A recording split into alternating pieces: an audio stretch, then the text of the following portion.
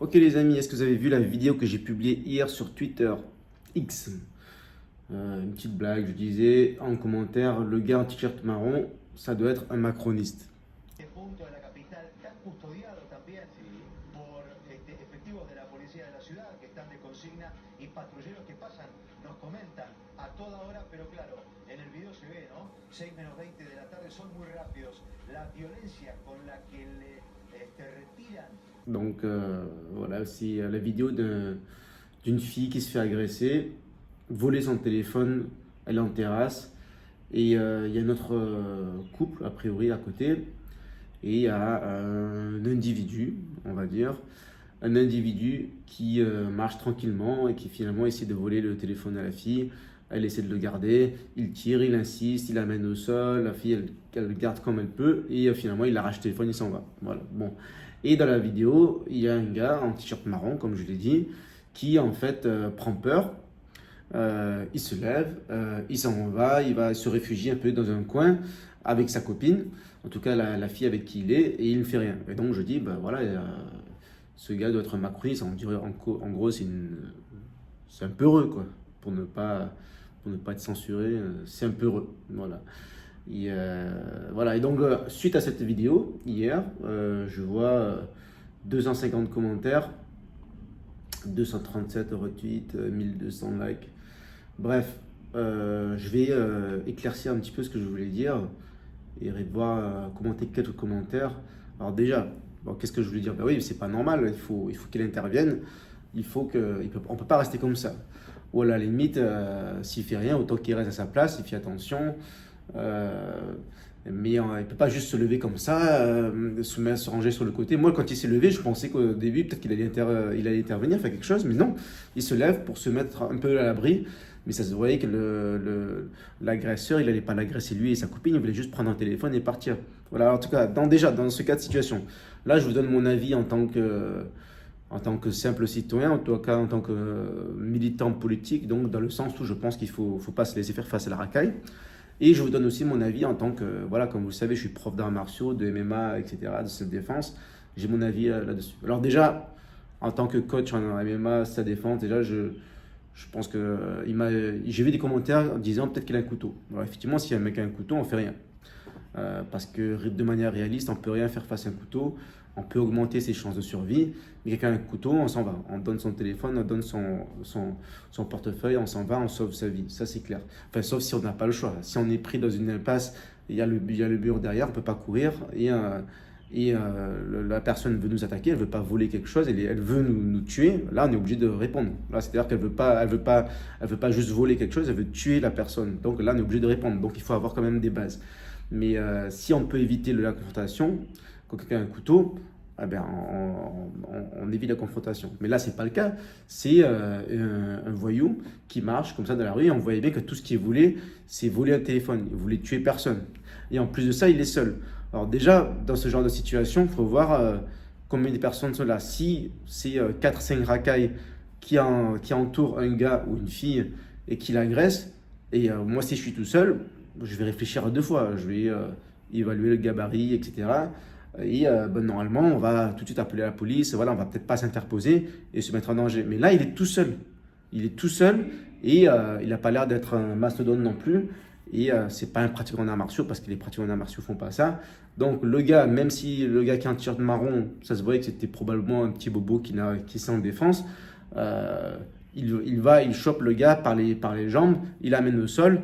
Et il y a tous les passants qui viennent, qui sautent dessus, et c'est bon, le tour est joué, c'est bon. D'autant plus que dans la vidéo, je regarde rapidement, il me semble qu'il y a quelqu'un à la fin. Voilà, il y a une personne plus âgée qui arrive et qui essaie de faire quelque chose, de rattraper le gars. Donc en fait, il y a une personne âgée qui est là, qui voit ce qui se passe, trouve que c'est pas normal, il essaie de courir après, et le jeune, il fait rien. Donc ça pose problème. Donc on peut pas se dire, oh, si jamais il a un couteau, si jamais il a 10 copains derrière, etc. À mon avis, il n'a pas de couteau, il n'a pas de copain derrière. Tout ce qu'il voulait, c'est voler un téléphone. Donc là, il était en train de courir. Le gars en t-shirt marron, il est debout là à côté. Il lui fait un takedown ou un tacle de rugby, si vous voulez. Bam, il l'amène au sol. Il y a tout le monde qui saute dessus, les femmes, tout le monde. Voilà, il sait ce qu'il faut faire. Ou alors, il faut prendre une chaise, paf, on lui balance sur la tête et et on ne laisse pas faire. Donc c'est ça qu'il fallait faire. On peut pas craindre trop, sinon, tiens, moi en tout cas, personnellement, si j'étais à la place du mec en t-shirt marron, je ne pourrais pas dormir le soir. Après, je ne peux plus me regarder dans la vitre, dans la glace. Donc voilà, donc j'ai vu des commentaires en disant oui, mais bon, il a mis sa fille, sa copine, l'a protégée, il va peut-être pas risquer sa vie. C'est le mec sur un couteau, il va peut-être pas risquer sa vie pour une bobo peut-être qui a voté Macron elle-même et qui est juste là pour son téléphone, il va pas risquer sa vie pour les autres. Voilà. Bon, déjà, elle n'a pas voté Macron, à mon avis, c'est pas en France. Je crois que j'ai vu les commentaires à la télé, c'est peut-être en Espagne ou en tout cas un pays qui parle espagnol. Voilà, mais c'était une blague. J'aurais pu mettre cette vidéo, peu importe, la vidéo elle aurait pu se passer en Afrique, elle aurait pu se passer au Japon. Voilà, je voulais juste dire, voilà, le mec en t-shirt marron, c'est un macroniste, il n'a pas de couilles, quoi. Voilà. Mais en tout cas, voilà, je pense qu'il faut analyser la situation, voir combien de personnes viennent. Est-ce que c'est une bande de 4-5 racailles et quelle est leur intention? Est-ce que c'est d'agresser quelqu'un? Est-ce que c'est de violer quelqu'un? Ou est-ce que c'est juste de voler un téléphone? Là, c'est clair. Le mec, il vient, il marche dans la rue, il vole un téléphone, il est inoffensif. Il ne sait pas se battre et il fallait faire quelque chose. Ça, c'est clair. Je regarde un peu les commentaires. Et l'agresseur vote Mélenchon. Voilà, c'est vrai. Ouais, j'ai dit macroniste, mais c'était pour rigoler. J'aurais pu dire un mélenchoniste, quoi que ce soit. C'est pareil. Il a l'air plus jeune, mais c'est l'incarnation du boomer. Puis il dira que, mais non, tout va bien, j'ai jamais eu de soucis. Voilà. Oui, ben en fait, ça, c'est typiquement le genre de bobo qui dit que c'est bon, il n'y a jamais de soucis, il n'y a pas trop d'insécurité, etc. Mais dès qu'il voit de la sécurité, ça lui fait peur. Et il se réfugie comme ça. Voilà. Un homme viril vacciné qui ne se rebellera jamais. Prêt au crédit social à la chinoise. Voilà.